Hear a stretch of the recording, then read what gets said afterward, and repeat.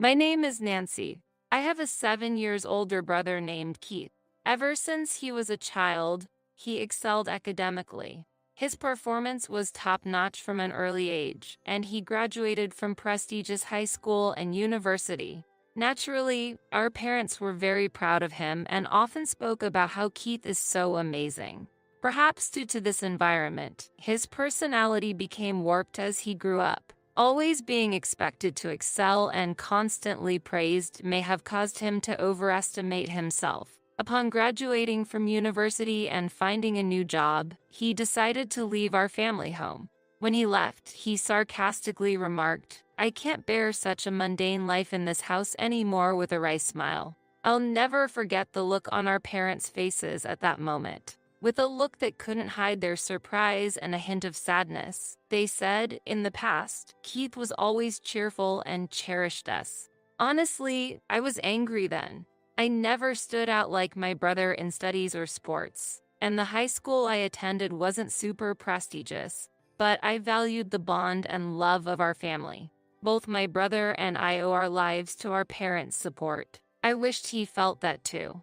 During my high school years, I realized daily how precious the warmth and love of a family are. Strangely, my brother didn't seem to feel that love. Our parents had watched over us siblings for a long time, pouring endless love onto us. Yet, my brother seemed to see them as ordinary people, and that weighed on my heart. As a child, my brother was like a hero to me. Seeing him handle everything perfectly made me want to be like him. He used to care about me, play with me, and help me study. However, he changed. By the time I was about to graduate high school, he began to say things like, "Do you really need higher education?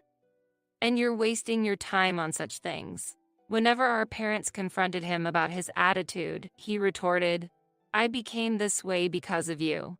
I cried then, but my parents hugged me and said, "Nancy, you've grown into a truly kind-hearted person." Encouraged by their kindness, I managed to get into a national university and secured a job at my dream company. Since my mother had given birth to me relatively late in life, by the time I started working, my parents were almost 60. By then, my brother was already married, but oddly enough, neither my parents nor I had met his wife. My parents had brought up the idea of inviting him home several times, but he always hesitated, saying, "It's a bit of a consideration to introduce her to our family," and avoided bringing his wife to our house. About half a year has passed since I started my life as a new member of the workforce. Just when I thought I was gradually getting accustomed to my job, an unexpected event occurred. During work hours, when I usually wouldn't receive personal calls, my cell phone displayed an incoming call from my mother. Normally, my mother knows I'm at work, so she wouldn't call. I stepped outside and discreetly answered the phone. My mother's voice was softer than usual. "Hey, are you okay? Are you busy right now?" "No, I'm okay." "What happened?" "The thing is, your father suddenly fell ill." I felt a weight on my chest at those words. I immediately informed my supervisor about the situation, ran to the station to catch a taxi, and hurried to the hospital my mother had told me about. Along the way, I repeatedly hoped and prayed in my mind, wondering how my father was and hoping that he was all right, as I headed to the hospital. When I entered the waiting room, my mother, tears streaming down her face, greeted me. "What happened, Mom?" I sat next to my mother, filled with worry. How did my father, who was fine in the morning, suddenly end up in this condition? Unable to process that question, words poured out of my mouth one after another. After a pause, she quietly said, "Your father has been diagnosed with cancer." Hearing this, I felt as if time had stopped. Why? My surprise and anxiety from deep within spilled out in my voice. My mother took a deep breath and began to speak with sadness. "It's stage 4. The cancer has spread to the bile duct, and they said it's hard to remove it all."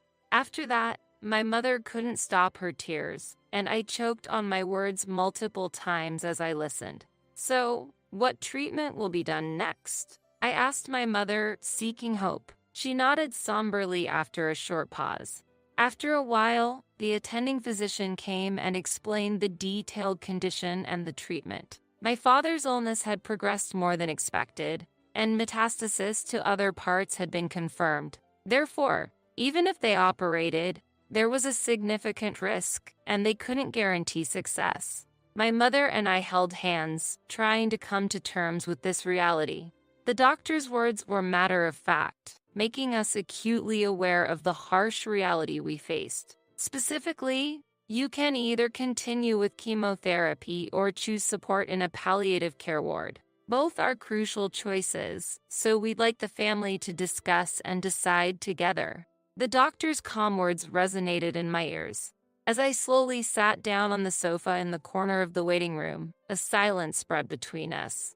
Only the ticking of the clock's second hand seemed to carve through the heavy atmosphere. Seeing tears quietly stream down my mother's face, I pondered how to approach the situation. It was a challenging time to communicate, but necessary procedures had to be followed to move forward. We should include Keith in this conversation. Let's contact him immediately and discuss making a decision together. I suggested it and picked up my smartphone. With a wry smile, my mother confided, "Actually, I've already informed Keith, but he hasn't responded." At that moment, recalling past events and my brother's nature, I had a certain premonition. When he sought help, he'd get extremely upset if he didn't respond quickly. Yet, he tended to run away from situations requiring tough decisions. However, believing that the opinions of the entire family were essential this time, I kept calling him. After more than 10 attempts, I finally heard my brother's slightly irritated voice. "What do you want? Calling me over and over? Brother, do you fully understand Dad's condition? Mom should have informed you in detail. Why haven't you come to the hospital?" My voice was imbued with both urgency and anxiety. After a brief pause, he sighed in seeming annoyance. "Of course I know, but unlike you, I'm swamped with work. Dad's still alive, isn't he? I don't think there's any need to be overly concerned." His words lacked any shred of understanding or empathy, deeply shaking me. "This isn't a joke. We don't know what could happen to Dad at any moment. Have you forgotten how much he's worked for our family? We are here today because of his support." I felt tears threatening to spill. However, without showing any emotion, my brother curtly said, "Now's not the time to be fussing over this. There's no point in discussing further." I'm hanging up and promptly ended the call. Stunned by the exchange, I was at a loss. I couldn't hide my astonishment at my brother's indifference. I knew he lacked a sense of family bond and gratitude, but I never thought he'd grown into such a detached person. When I returned to my mother, a look of concern was evident on her face. "What happened?" she inquired. I replied, "It seems he is quite busy now," avoiding the details. My mother sighed deeply, murmuring, "It would have been comforting if Keith was here." My father chose to spend his final moments in a palliative care ward, and a few months after that decision, he quietly passed away. I informed my brother of this somber news over the phone and conveyed the details of the wake and funeral. However, his response was cold, stating, "I'm busy with work, so I can't attend. Please proceed without me." True to his word, he didn't appear at our father's wake or funeral. It seemed even my mother was shocked by this fact. She probably never imagined her son wouldn't show up for his father's funeral. Both family and acquaintances expressed their surprise and disappointment at his absence. After the funeral, when a moment of quiet settled amongst the family, my mother exhaled deeply, muttering to herself, "He really didn't come." I took her hand and said firmly, "Mom, let's not worry about him anymore. We have to let him walk his path. For now, let's cherish our memories of Dad." My mother tightly squeezed my hand in response. My mother smiled and replied, "Thank you." Unbelievably, the next day, my older brother suddenly appeared at the apartment where we live. When I opened the door, his expression was different from usual, filled with an urgent restlessness. Stepping inside, he demanded without any greeting, "Where is the inheritance father left behind?" Shocked by his demand, I emotionally retorted, "Seriously? Someone who didn't even show up at the funeral, and now you're saying this? At my words, my brother, visibly irritated, snapped, "Kids should stay quiet." The atmosphere became instantly tense. But my mother stepped forward, trying to calm the situation. "Apart from this apartment, your father didn't leave much behind," she explained. "There's no way that's true." My brother retorted, barely concealing his anger. Remaining calm, my mother placed my father's passbook on the table for my brother to see. Flipping through it, it became clear that all the savings our father had were transferred to a different account. "What is this all about?" my brother exclaimed in surprise. Mother replied gently, "Your father had instructed you to move all the money to my account earlier. Also, this apartment's name has been changed, and now it's in my name." My brother, taken aback, was at a loss for words. He merely clicked his tongue in frustration and left. As we watched his departing figure, we were once again filled with admiration and gratitude for our father's foresight and his plan to protect the family. A few months later, my mother suddenly fell ill and was immediately taken to the hospital. It was completely unexpected, and the family was filled with shock and concern. The diagnosis revealed that she had pneumonia, and it was in a more advanced stage than we thought. I remembered her coughing slightly recently. When she had seen a doctor at a small clinic before, she had been diagnosed with a minor cold. We felt relieved at that diagnosis and didn't worry further. However, detailed examinations at a major hospital revealed her condition was much more severe than we thought, and she had only about 3 months to live. Hearing this, I was at a loss for words. I couldn't believe it, especially when she seemed so healthy. As expected, or perhaps tragically, just a few days after the 3-month mark, my mother quietly passed away. The space without her was filled with an indescribable stillness and sorrow. Why didn't I notice sooner? Why didn't I take her to a bigger hospital immediately?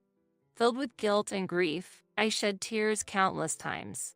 Even after hearing about my mother's passing, there was no sign of my brother coming to our house. My aunt, my mother's sister, and I handled the arrangements for the wake and the funeral. Understandably, it was a significant shock for my aunt that my brother didn't appear at our mother's last rites, just as he hadn't for our father's. Although my aunt was extremely outraged, I felt that expecting anything or saying anything to my brother was meaningless after recalling his past actions. However, a few days after the funeral, as my aunt and I were sorting out the heirlooms, my brother appeared again, accompanied by his wife, whom we were meeting for the first time. "Where's Mom's inheritance? She must have left something, right?" From the get-go, that's what my brother brought up. I was both shocked and dumbfounded. My aunt, equally stunned, stared at him in disbelief. And the most astonishing thing was that beside my brother stood his wife, my new sister-in-law, who neither met our eyes nor greeted us. She just stood silently next to my brother. Even more shocking was that my brother did not even visit our mother's grave. "Brother, please, at least pay your respects to our parents. At the very least, visit Mom's grave," I said calmly. With a sneering laugh, my brother responded, "Does that even mean anything?" He then quickly followed with, "By the way, how much of Mom's inheritance is left?" At that moment, my aunt's expression changed drastically. In a voice filled with anger, contrasting with her usual warmth, she sternly admonished, "Keith, how can you think of such things at a time like this? Nancy is managing the funeral on behalf of both of you, putting in all her effort. Shouldn't you act with a bit of gratitude, thinking of your parents?" However, my brother completely ignored our aunt's anger, responding dismissively, "Auntie, it's none of your business. Don't interfere." Suddenly, with the demands made by my brother and sister-in-law, the atmosphere in the room became cold and tense. From behind my brother, my smiling sister-in-law said, "Of course. I remember your name, Nancy. Do you plan to keep all of your mother's inheritance for yourself?" "Sorry, but we can't allow that.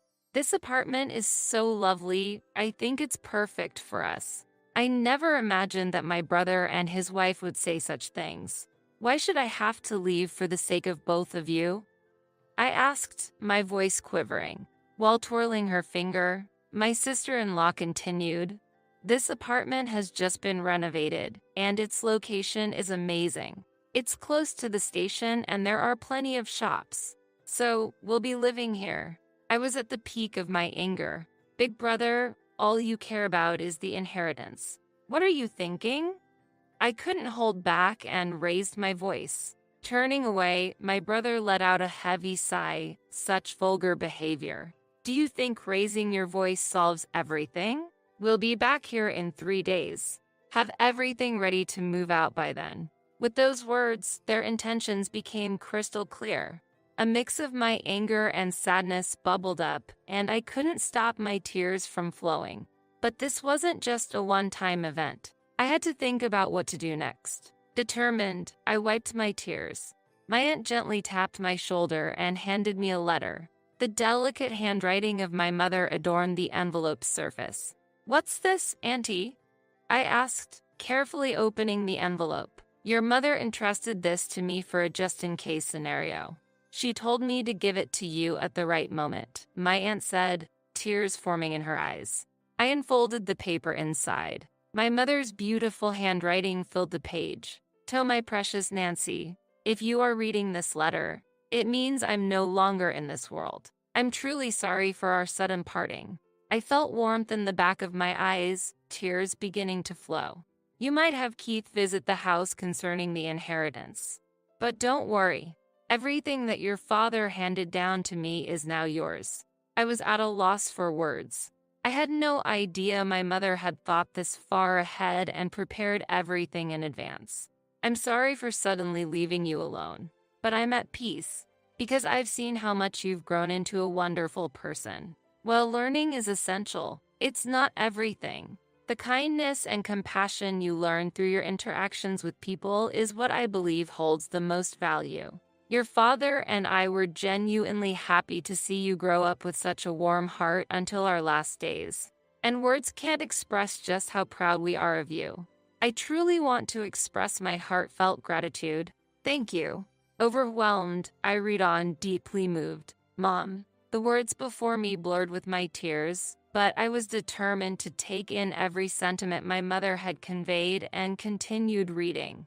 "Actually, after your father passed away, following his wishes, I secretly changed the apartment's ownership to your name. I'm sorry for using your seal without permission, but it was both your father's and my wish. Please don't be angry. Life has its ups and downs. Even when things get tough, we want you to persevere and live your life fully. So, stay strong and find your happiness." The letter ended there. Tears streamed down my face, wetting the paper. My aunt, standing next to me, pressed her eyes and shed tears alongside me. "My sister truly cared about you. In her heart, you were a treasure," my aunt said gently, holding my hand. From the envelope, a bankbook in my name emerged. It seemed like something my mother must have secretly made in the past. To my surprise, when I opened the bankbook, a substantial amount was recorded. I felt that this was probably the inheritance from my father that my mother had saved for me. A few days later, my brother and his wife showed up at the house. Without even knocking on the door, they entered as if it was their own home. "It's time for you to leave, just as promised, right?" my brother sarcastically said. As I stood still, my sister-in-law became irritated. "Isn't it your duty to leave quickly?" she said, almost as a command. For a moment, I felt overwhelmed by the atmosphere, but I took a deep breath, looked them straight in the eyes, and said calmly, "Actually, this house is now under my name." With that statement, the room's atmosphere became tense. My brother and his wife looked at each other, exclaiming, "What? What kind of joke is this? I am the eldest son. I should inherit the house, right?" my brother said, clearly shaken. Beside him, my sister-in-law stared at me, saying, "This is the first I've heard of this." However, I had decided to state the facts. The house and the inheritance are all managed under my name. So, there's nothing to divide. My brother frowned, then handed over half of that inheritance to us. But this money was left for my future and to ensure that I take care of the house. You always looked down on me, and now you're asking for money. What changed? I questioned. His face turned red. Surprisingly, my sister-in-law exclaimed, "Wait, what is this? This isn't what we were expecting." From what I gathered, my brother recently faced significant trouble at his job and was subsequently fired. Not only that, but he and his wife were moving from one day job to another, seemingly in a tight spot financially. They probably had high hopes for my mother's inheritance and the house. But with my revelation, their expectations were shattered and they began bickering, placing blame on one another. Watching their childish dispute, I thought, what can possibly be gained from all this? To them, I said calmly, "This is my house now. If you make any unnecessary fuss, I'll call the police." Trembling with anger, they reluctantly accepted my words and left. Since then, I've had no contact with them. I deliberately deleted all their contact details and began a new life in this apartment. This apartment is my treasure, filled with memories of my father and mother. Now, I have a loving partner by my side. We plan to build a new family in this apartment. He respects my decision and proposed that we take the first step of our new life here. Our future is bright, and I want to pass on the warm love my parents gave me to the children we will have in the future. My name is Lindsay. I'm a 29-year-old company employee, and this year means I'm getting older still. I met Jake, a year older than me, through friends, and we decided to marry 6 months after we started dating. Jake, who made a name for himself in tennis during his student days, is an active person who continues to play tennis even now. As I was in the tennis club during my student days, we immediately found common ground together. Once we started dating, we would often play tennis together on the weekends. One day, after our date, Jake proposed to me and we decided to get married. It's been almost 3 years since we got married. We don't have children, but we bought an apartment after getting married and have been living together ever since. Both of us work, and while we aren't struggling financially, we can't say that we're wealthy either. We're living a happy life. However, something happened between us that shattered my peaceful days.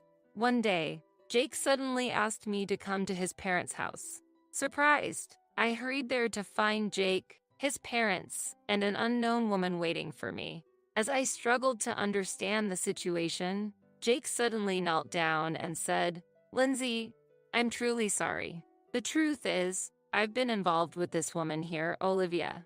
Last week, we found out that Olivia is pregnant. I feel responsible for her and the baby.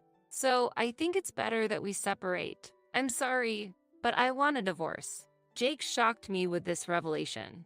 Exposed to his infidelity, the pregnancy, and faced with his demands for divorce, I was stunned. That was when my mother-in-law spoke to me. "Lindsay, please forgive Jake. Yes, he cheated, but the problem lies with you too. You and Jake weren't really a good match from the beginning. So, I'm sorry, but please forget about him." And my father-in-law added, "Olivia's father is an executive at a major company. A man in a totally different position from someone like your poor father. I think you know who's more suitable for our son." I couldn't believe it. Jake's father belittled not only me, but also my father too. Normally, parents would put the blame on their son for cheating, but Jake's parents didn't seem to think that way. Instead, they seemed to think it was natural for us to divorce, and that their son had done nothing wrong. I took the divorce papers and said, "I understand what you all want to say. Being with people who have such warped thoughts might affect me too. I'm shocked at how you make it seem like I'm the villain despite Jake's infidelity.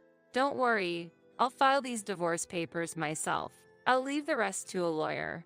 And with that, I quickly left the scene. As I left, my father-in-law mockingly said, "A poor person hiring a lawyer? What a waste of time and money, when she doesn't even have any. She shouldn't bite off more than she can chew." Ha ha ha. Ignoring him, I left his parents' house and immediately went to City Hall to file the divorce papers. At least I was able to end my marriage with Jake. The next day, surprisingly, Jake and Olivia came to my apartment. Seeing me, Jake said, "Oh, you're still here?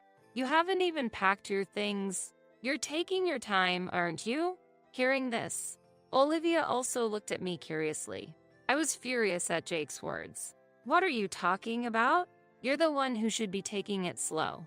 This is my house, so you should be the one to leave. The movers are coming soon to take all your belongings to your parents' house. If there's anything you don't want them to touch, you should take it now, I retorted. Hearing this, Jake suddenly panicked. What? This is my house. The ownership should be in my name, he exclaimed. I was dumbfounded. After all, this apartment was bought in my name. I had already told Jake about this and about my family's background before we got married. But it seems that Jake is the type to conveniently forget things that don't suit him. Perhaps this carefree nature is why he was easily swayed by Olivia. I showed the deed to the apartment and my name was clearly written on it. Jake's face quickly changed upon seeing it. Meanwhile, Olivia's face began to cloud over with anger. Jake, what is this all about? This is completely different from what you told me before. Were you deceiving me? Olivia began to confront him. This is strange. What's happening? Jake responded in confusion. That's not an answer. Explain yourself. Olivia pressed on. First, this is my house, so please take your argument outside. And just so you know, Jake has various debts. So if you're planning to marry him, be prepared for that burden. I calmly stated the facts to Olivia. Hearing this, Olivia seemed about to say something, but I didn't care and kicked both of them out of the room, slamming the door behind them. After a while, I could hear them arguing outside the door, but it eventually quieted down. About an hour later, the movers finally arrived and took all of Jake's belongings to his parents' house. The room was now clean, and I was relaxing in the newly organized space. But it was short-lived. Suddenly, the intercom rang repeatedly. I cautiously opened the door with the chain lock still on, and my mother-in-law was standing there. Hello, is there something you need? Lindsay, why did you keep such an important thing a secret? What are you talking about? I can't believe it, but Jake just told me that this apartment is in your name and that your parents are the owners of that famous restaurant chain. It seemed Jake finally remembered my family's circumstances. What about it? If I had known, I would never have let this divorce happen. A daughter from such a wealthy family. We would love to have you back in our family. Lindsay, please, reconsider and start over with Jake. I was shocked and at a loss for words at her outrageous request. I couldn't possibly agree to what she was asking. You really have a terrible way of thinking about things. Am I not a human being? Are you only interested in money? I'm sorry, but I don't want anything more to do with you. There's nothing more to talk about, so please leave, I said and attempted to close the door. But my mother-in-law, infuriated by my attitude, raised her voice in anger. Don't be so arrogant. I'm giving you my permission to reconcile your differences. Fix things with him right now. I won't leave this spot until you agree to get back together. Open this door immediately. She said this, pounding on the door repeatedly. I decided that I couldn't handle this alone and called the police. They came and took my mother-in-law away.